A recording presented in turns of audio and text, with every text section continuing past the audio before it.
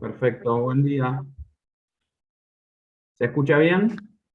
Sí, muy bien. Bueno, excelente. Algunos problemitas con la cámara para poder hacerla andar, pero bueno, gracias a Dios finalmente funcionó y acá estamos. Estamos con la posibilidad de encontrarnos de esta manera y con el interés y el deseo de abrir la Biblia juntos, ¿no? Que es tan importante para la vida de todos. El resto de la familia está reunida con nuestra iglesia en otra habitación, así que estamos así separados, pero en el mismo espíritu. Eh, Pensaba, hermanos, para compartir estos tiempos, estos momentos que tenemos de abrir la Biblia juntos, sin lugar a dudas, tiene que ser un tiempo de reflexión para nosotros, ¿no? Un tiempo de detenernos en las cosas de todos los días, ir a la Biblia y pensar. Y un primer versículo para leer juntos en este sentido está en el Salmo 90, que tal vez en este tiempo que nos toca atravesar, extenso ya, más de uno ha traído a su corazón, pero quería refrescarlo una vez más hoy. Es el versículo del Salmo 90, 12, que dice: enséñanos de tal modo a contar nuestros días que traigamos al corazón sabiduría. Enséñanos de tal modo a contar nuestros días que traigamos al corazón sabiduría. Otra traducción lo pone en otras palabras, pero con la misma intención. Dice: enséñanos a pensar cómo vivir para que nuestra mente se llene de sabiduría. Y sin dudas, cuando nos toca atravesar cualquier circunstancia, tal vez hoy lo hacemos más referente a lo que nos está tocando vivir en nuestra circunstancia actual en general, pero la verdad es que esto aplica a cualquier circunstancia que nos toca atravesar. Es necesario hacer esta búsqueda, ¿no? Es necesario pensar y reflexionar sobre lo que está ocurriendo para sacar conclusiones, para llegar a conclusiones que sirvan para nuestra vida de modo constructivo, porque sin lugar a dudas hay decisiones que tomar en el camino, hay conclusiones que sacar en el presente para tal vez tomar conclusiones o tomar decisiones en el futuro, y ese ejercicio hay que hacerlo. Bueno, el versículo de alguna manera nos pone delante nuestro por lo menos tres cosas, ¿no? La primera es que hay que hacer un análisis de lo que nos está tocando vivir. Y hay que hacer un análisis muchas veces en lo personal, de cómo estamos viviendo lo que estamos viviendo. Ese análisis tiene que ser sincero, tiene que ser transparente delante de Dios, tiene que ser realmente minucioso, podríamos decir, ¿no? Ahí el salmista, que en este caso es Moisés, ¿no? Expresa esta cuestión de qué tipo de análisis es en esa expresión, a contar nuestros días, cada día, uno a uno, las circunstancias que nos toca vivir. Ahora dice que hay una intención, ese análisis tiene una búsqueda, y esa búsqueda es justamente el adquirir sabiduría, el sacar conclusiones para tener sabiduría, para las decisiones a tomar, entender para poder decidir, para no andar por la vida avanzando, marchando, solamente porque las cosas van ocurriendo y se van dando los acontecimientos y nosotros seguimos marchando y se nos va pasando la vida, sino que al detenernos, hacer el análisis, la búsqueda es adquirir sabiduría. Ahora, lo tercero que nos muestra Moisés en el versículo del Salmo es que le pide a Dios que sea el que le enseñe, porque sin duda la primer gran conclusión o la primer gran definición que deberíamos tener en nuestra vida es que es Dios el que puede enseñarnos para saber qué decisiones tomar y para poder vivir de la forma que debemos vivir. Por eso la oración es el pedido a Dios, que sea Dios el que le enseñe para poder adquirir esa sabiduría.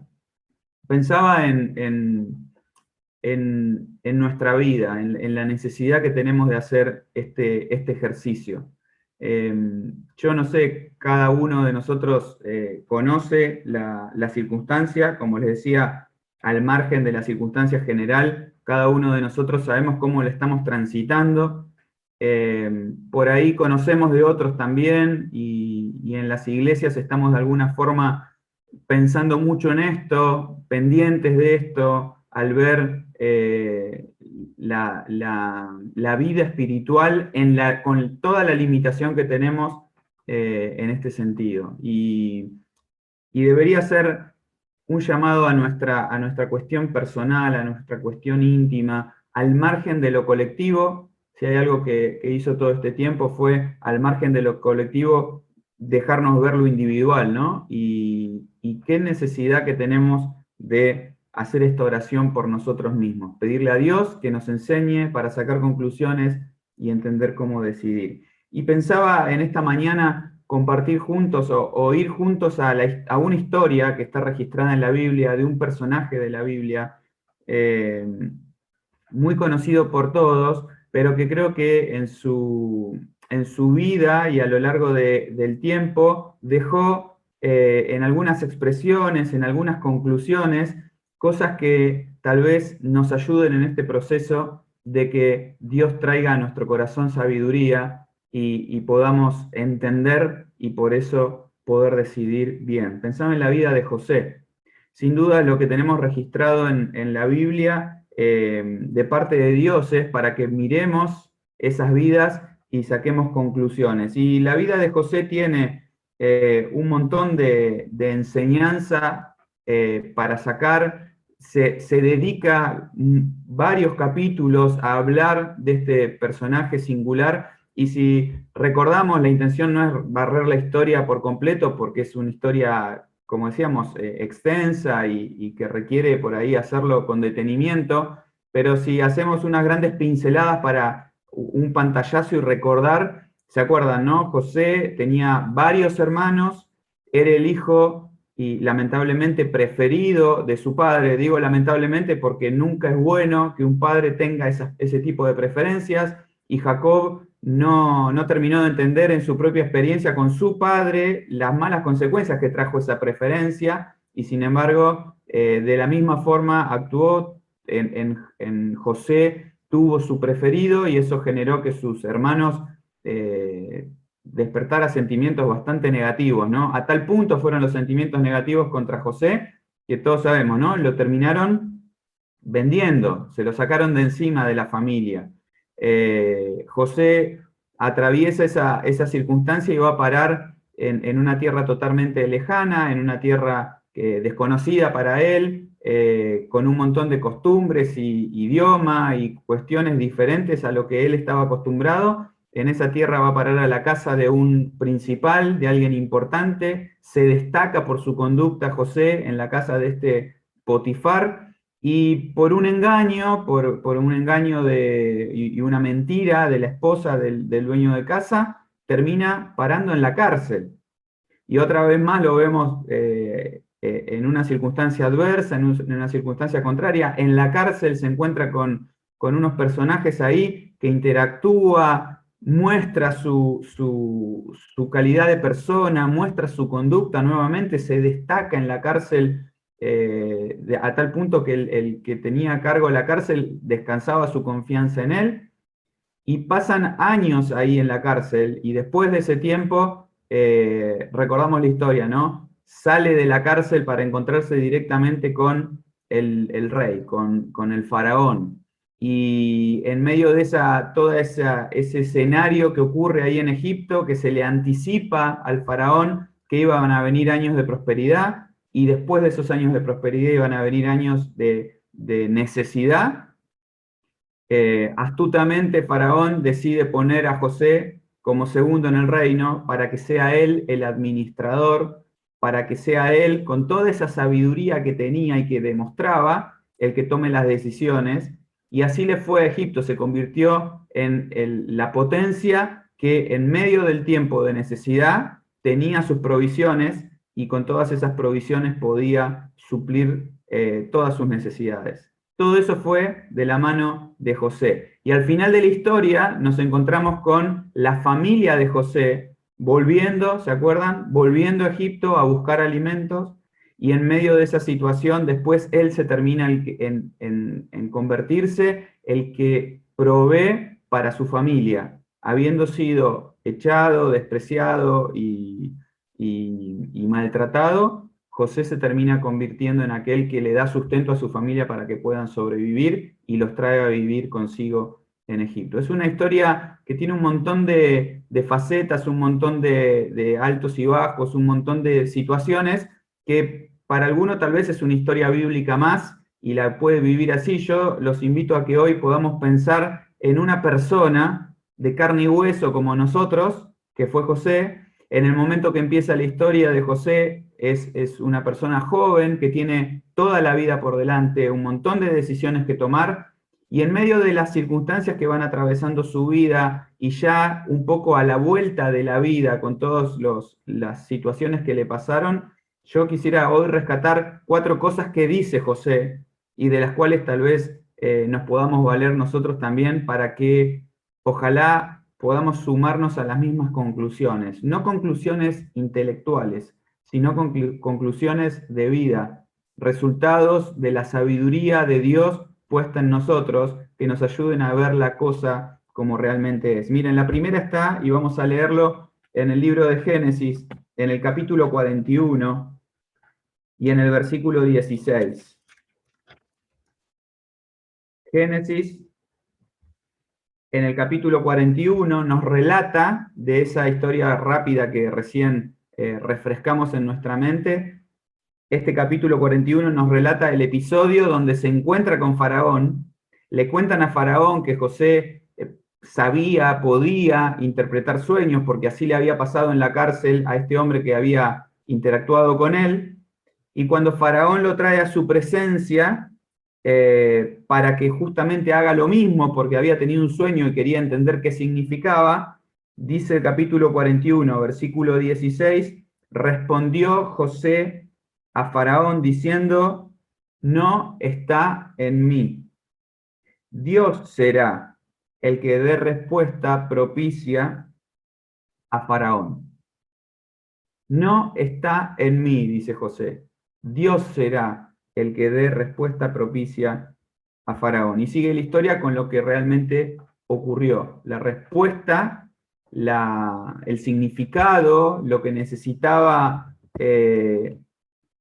conocer Faraón y lo que fue la carta de salida de José de la situación contraria que tenía, estuvo realmente de parte de Dios. Él lo recibió y lo transmitió de parte de Dios. El primer rasgo, la primera conclusión, el primer reconocimiento de parte de José fue que en él no estaba la capacidad, que si había alguna capacidad, si había algo que él podía tener y que lo podía ayudar, eso provenía de Dios. Reconoce José su incapacidad, y eso es un rasgo que nos habla de la humildad. No abunda la humildad genuina, la humildad que nos presenta a una persona vulnerable, a una persona que no se cree autosuficiente, a una persona necesitada. De hecho, hoy en día está hasta mal vista la humildad en este sentido. Cuando hay una entrevista de trabajo, lo que se pretende es que la persona se venda a sí mismo como alguien muy seguro de sí mismo. Cuando hay posiciones en el trabajo para avanzar, para escalar, para ganar dentro de una compañía o dentro del área que nos toque desenvolvernos, pareciera que los que son determinados, que los que están seguros de sí mismos, que los que tienen ese afán de conquistar el mundo, de pasar por arriba a todos, esos son los que van a avanzar. Y este mundo, y sobre todo esta parte del mundo donde nos toca vivir a nosotros, tal vez tiene esta imagen, ¿no?, de una persona ganadora, una persona justamente que está muy seguro y convencido de sí mismo. Bueno, José, si bien tal vez podría haber dicho, así como ya lo hice una vez, lo voy a hacer de la misma manera esta vez. Él reconocía que no estaba en él, que estaba en Dios. Y la primera gran conclusión que ojalá podamos llevarnos hoy nosotros de la vida de este hombre, un joven que la tuvo muy en contra, es que él reconocía que todo lo que podía llegar a tener estaba en Dios. Y Dios es el que tenía la capacidad. Y si Dios quería, se le iba a transmitir a él, pero él dependía de Dios. Nosotros, hermanos, tenemos que llegar a esta conclusión una y otra vez en nuestra vida. Y estos saltos en el camino y estas reflexiones que hacemos nos tienen que llevar una y otra vez al reconocimiento de que Él es Dios, Él es grande, Él es Señor, y nosotros no somos nada, ni merecemos nada, ni tenemos nada bueno aparte de Dios. Todo lo que tenemos y lo que somos, como a veces solemos cantar, ¿no? Es porque viene de su mano. Solamente de Él proviene lo bueno que podemos llegar a tener. Y de nosotros, en nosotros se tiene que encontrar esta actitud, el reconocimiento en humildad de la grandeza de Dios y la pequeñez nuestra. Cuando aparecen las batallas de egos, las discusiones por quién es el mayor, como les tocó discutir ya a los discípulos, ¿se acuerdan? Los discípulos discutían entre sí quién era el mayor. Y mientras ellos discutían entre sí quién era el mayor, el Señor Jesús se puso la toalla y le lavó los pies.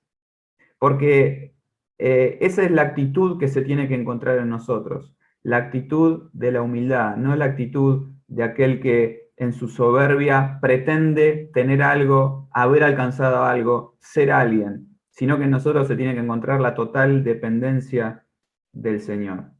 Ahora, en segundo lugar, en José encontramos en el mismo capítulo 41, pero más adelante, ya pasa el episodio de la interpretación del sueño, pasa el episodio en que Faraón lo posiciona como segundo en el reino, pasa el episodio de que José sale de la cárcel y ahora se consolida como una persona importante, de mucha importancia y relevancia en la historia de Egipto. Y avanzan los años y en el versículo 51, fíjense lo que ocurre. Bueno, leemos el 50 por la conexión. Nacieron a José 2 hijos antes que viniese el primer año del hambre, los cuales le dio a luz a Senat, hija de Potifera, sacerdote de On. Versículo 51. Y llamó José el nombre del primogénito Manasés, porque dijo: Dios me hizo olvidar todo mi trabajo y toda la casa de mi padre. Y llamó el nombre del segundo Efraín, porque dijo: Dios me hizo fructificar en la tierra de mi aflicción. Pasa el tiempo, José cambia su posición, ya no está vestido con el traje de la cárcel, sino que ahora está con las mejores vestiduras de Egipto, está en las mejores viviendas, en las mejores casas de Egipto, está rodeado de bienes y de beneficios. Y él en este punto, uno podría decir, bueno, ya tiene con qué creérsela, tiene con qué decir, si yo estoy acá es porque fui un buen administrador, porque me lo gané, porque la verdad es que hice lo que tenía que hacer y me pude superar a mí mismo, pude superar todos esos contratiempos, me renové, me reinventé y logré lo que logré. Sin embargo, cuando tiene hijos, José nos muestra que en su corazón estaba el mismo reconocimiento. Y acá, con los nombres de los hijos, nos muestra José que reconoce la bondad de Dios en su vida. Hay gratitud en la vida de José en medio de esa circunstancia. Uno podría decir, bueno, pero en ningún punto se rebela contra Dios, en ningún punto levanta su puño al cielo o su mirada al cielo en reproche, preguntando ¿por qué? La verdad que en la vida de José no lo vemos, no lo encontramos registrado. Lo que sí encontramos en este punto es que cuando le tiene que poner nombre a sus hijos, con la trascendencia que tiene eso, ¿no? Con la importancia que tiene ponerle un nombre a un hijo, y mucho más en tiempos bíblicos donde el nombre tenía un significado muy especial, él dice, Dios me hizo olvidar todo mi trabajo. Él dice, Dios me hizo fructificar. Reconoce que de Dios provenía lo bueno que él ahora podía disfrutar y tiene gratitud. No sé si es la conclusión a cada paso que avanzás en tu vida, o yo me hago la pregunta para mí, si es mi conclusión a cada paso que avanzo en mi vida. En la vida de José, cuando llegó a esos puntos, tuvo gratitud. Avanza la historia, aparecen los acontecimientos asociados a la venida de los hermanos a Egipto a buscar provisiones, había hambre en la tierra, el padre los manda, ellos van sin imaginarse que se van a encontrar ahí con José, ni de cerca tenían eso en mente, y cuando ocurre aquel acontecimiento y entre unas idas y vueltas en la historia, después José se revela a ellos, llegamos al capítulo 45 de Génesis. Y en el capítulo 45, en el versículo 5, cuando José les muestra que era él efectivamente y se da a conocer, podemos imaginarnos la cara de los hermanos de José cuando José les muestra que era él efectivamente. José dice, versículo 5, ahora pues, palabras de José, no os entristezcáis ni os pese de haberme vendido acá, porque para preservación de vida me envió Dios delante de vosotros. Acá vemos, en primer lugar, la altura de José, ¿no? En sus palabras. Cuando tiene oportunidad de confrontar, de verse delante de aquellos que habían gestado aquel maltrato, que habían ideado incluso al punto de querer quitarle la vida, ¿se acuerdan? Uno de ellos pone el freno y dice, no, esperen, se nos está yendo la mano. Pone el freno, no tanto freno, ¿no? Porque lo terminaron vendiendo. Sin embargo, cuando se encuentra con ellos, José les dice estas palabras, y esa última frase es la que hoy rescato como tercera gran conclusión de estas conclusiones que saca José a través de la sabiduría que sin duda venía de Dios a su vida. Él dice, Dios me envió delante de vosotros. Y acá podemos decir como una conclusión para nosotros, José reconoce la autoridad de Dios en medio de todas las circunstancias y se sujeta a la autoridad de Dios como tal. Alguno podría pensar acá, pero entonces Dios es el que ideó todo esto, en el sentido de que Dios puso en el corazón de los hermanos de José que hagan semejante maldad. No, no está diciendo eso José, porque la maldad de los hermanos de José pesaba sobre sus corazones y sus malas decisiones eran de ellos.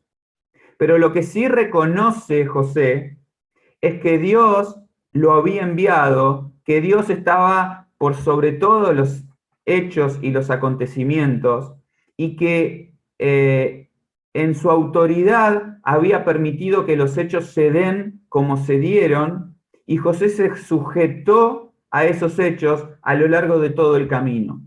Por eso, pensando en lo que acabamos de decir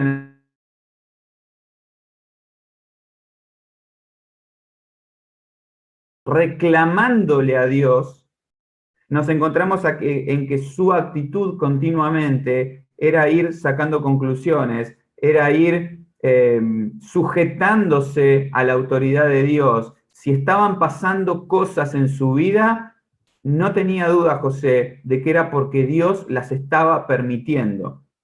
Si estaban ocurriendo cosas en su vida, era porque Dios estaba permitiendo que esas cosas ocurran. Por más que seguramente en ese momento José no entendiera por qué, ni tuviera respuesta por qué, José sabía que la autoridad de Dios era indefectible. Nadie podía pasar por encima de lo que Dios estaba dispuesto a permitir que ocurriera en la vida de José.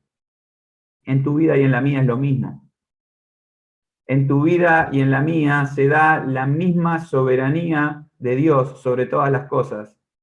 y será bueno llegar a ese reconocimiento continuamente en nuestro camino. Ahora, en cuarto lugar, último punto, llegamos al final del relato. Génesis capítulo 50, nos encontramos con el final del libro de Génesis, nos encontramos con que se nos cuenta que muere papá Jacob, y cuando se muere el padre de la familia, a los hermanos de José les entró un miedo tremendo, porque tal vez pensaban ellos, bueno, José se limitó, se contuvo, porque papá estaba presente para no hacerle un daño a él. Pero ahora que papá se fue, ¿cómo va a reaccionar José?